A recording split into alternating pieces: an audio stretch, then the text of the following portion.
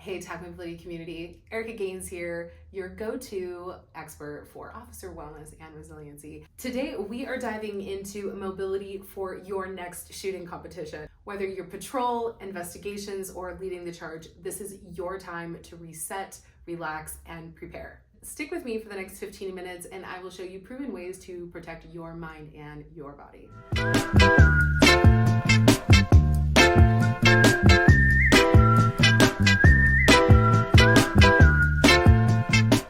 Did you recently sign up for a shooting competition and you're worried about your hips because they stopped working a while ago? Not a problem. Today, you are going to get mobility for all of the common positions that you might find yourself in at a shooting competition. Now that you're joining me on the ground, we're going to start it off with a couple of movements that we're going to stack. Habit stacking, that's the way to go. I'm going to give you the option of stretching the feet. Either you can stretch the bottoms of the feet or the tops of the feet. You're either in a broken toe stretch with your toes tucked under or your toes are flat on the ground. Start creating some shoulder circles. Forward and backwards. Think about the movements that you're making. Don't just fly through it. Back the other direction. And then one more time, opposite way. All right, warming up the spine is really important because you're spending so much time in these awkward shapes. Cat-cow stretch, all fours, hands under shoulders, knees under hips, lengthening through the top of the head and through the back of the hips. You're gonna drop your belly, look up, inhale, exhale, round your spine, tuck your tailbone. Do 5 of these. Slow.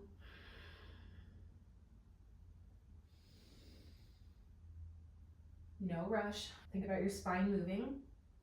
Last one. Warming up the hips a little bit.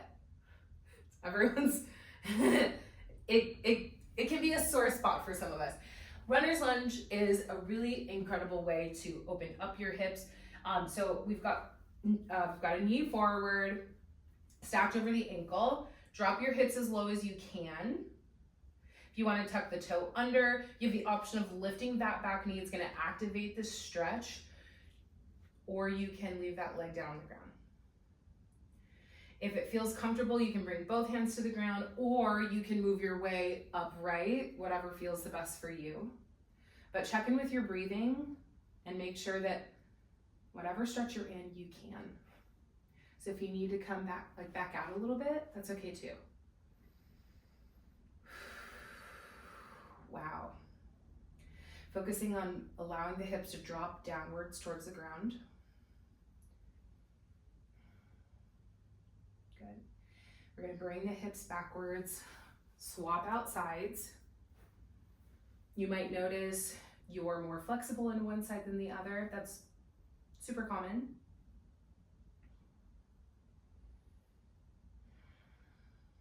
Good. Deep breathing. Wow.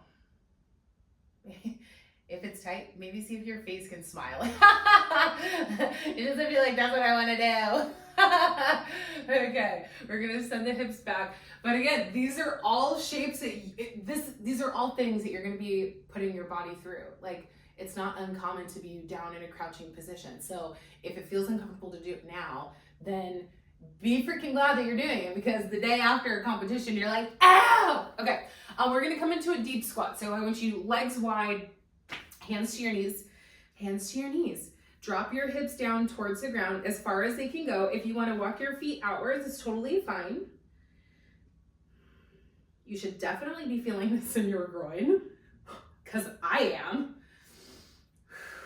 Finding breathing when it feels hard to do. Deep breaths. You can move those hips to the side. We're only gonna stay here for 2 more breaths. One more.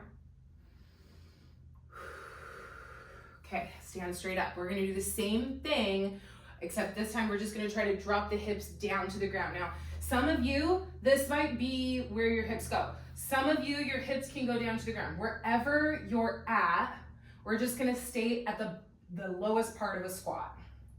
And then I want you to kind of just move your legs around. And I know some of you have tight hips and that's okay, but it's kind of like a little like waddle situation. Move those hips. Let's do 2 more breaths.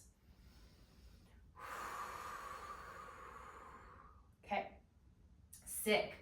All right, let those legs relax a little bit. Wow, my groin is talking. Okay, prone position. If you're laying on the ground and you're a police officer, it might feel uncomfortable for your low back, especially if you have like herniated discs, which can be really common amongst first responders. So I would say practicing cobra stretch is really great, but just like a mindful kind of thing, when you're down on the ground, if you have kind of like an exaggerated arch or that posterior tilt, then it's gonna feel really uncomfortable. So think about pushing your pelvic bone down into the ground, sort of tucking your hips under, if that makes sense. Okay, and that's really how you set up for a cobra stretch. So you're on your forearms. Now that's Sphinx. We go down to the ground. Okay. Down at the bottom of a push-up, hands are to the sides of the ribs. And you're gonna tuck the tops of the toes under so that your toenails are touching the ground. And then pull the elbows in towards your sides, squeezing your ribs. Pull the elbows down towards the ground. And as you're doing that, press the pelvic bone down, lift the gaze up, and use your back muscles. Doesn't have to be crazy. You're pressing against the ground for just a little bit more space. See if you can breathe for 2 more breaths. 1 more. And down. Relax your hands down. Whew, yars. So nice. In just a second, we're gonna do that 1 more time. Okay, so hands come to the sides. Toes are tucked under, pelvic bone is under, elbows pull in towards the body, angle down towards the ground, looking up, pressing down for 2 breaths.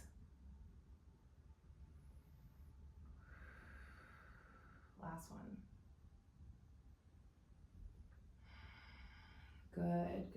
Will be for upper body, especially if you're leaning to the side. It's gonna put a lot of stress on the backside of your body, your upper back.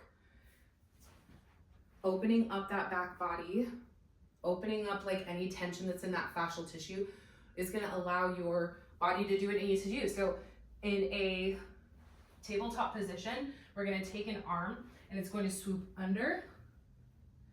Other hand comes forward. I'm gonna lay my elbow down onto the ground. Few breaths.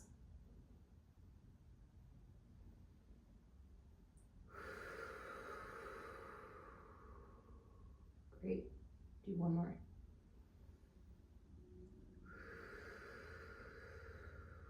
Excellent. Slowly set up for side 2.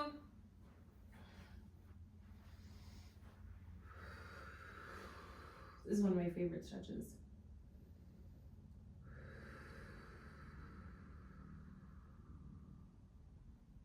Good, 1 more breath. Great. I lied. We need to work on your core because you're gonna be holding a piece of machinery that's heavy away from your body. You're gonna be in these really questionable positions. Core. Let's start with a side plank and we're gonna add a hip dip to it. Okay, so elbows underneath my shoulder. You have a couple of options if you want to modify this. You have your bottom leg just straight out behind you and you are toes forward, or you're in a plank with both feet together. So we're gonna drop the hips down and bring them up. Down and bring them up. Good. Down, up. 2 more. Great. Good. Switching sides. Figure out your modification if you want to add that. And then dropping the hips. Did you just hear my shoulder pop? Good.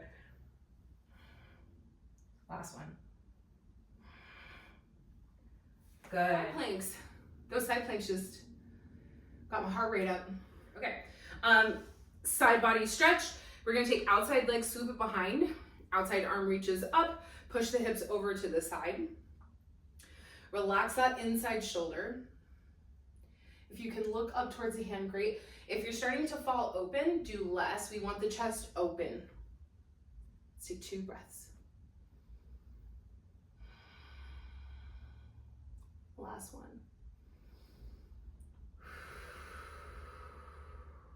Good. Opposite side. Outside leg goes behind. Outside arm goes up. Hip shift to the side. Arm relaxes down. Find a breath. Find your breath.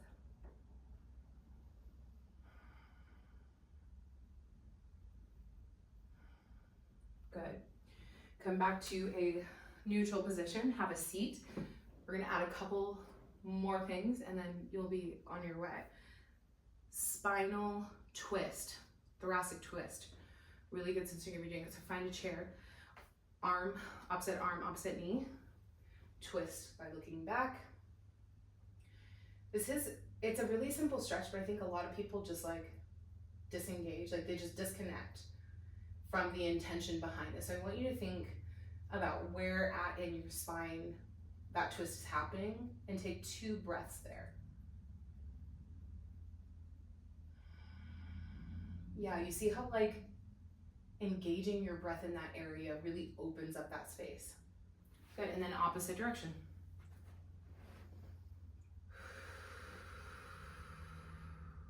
Good, visualize that space.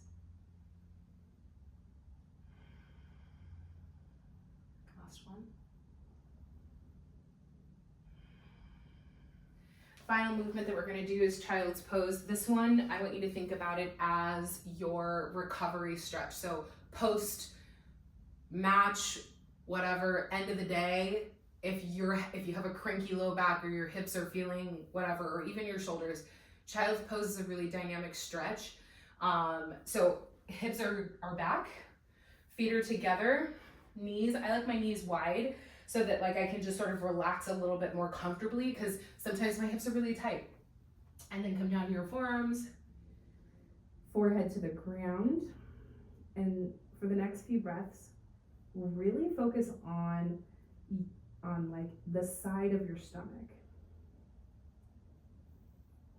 Notice how when you take a breath, you can really expand that area as you breathe in.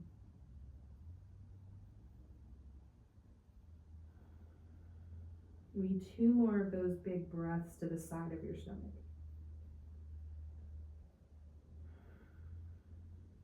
Last one.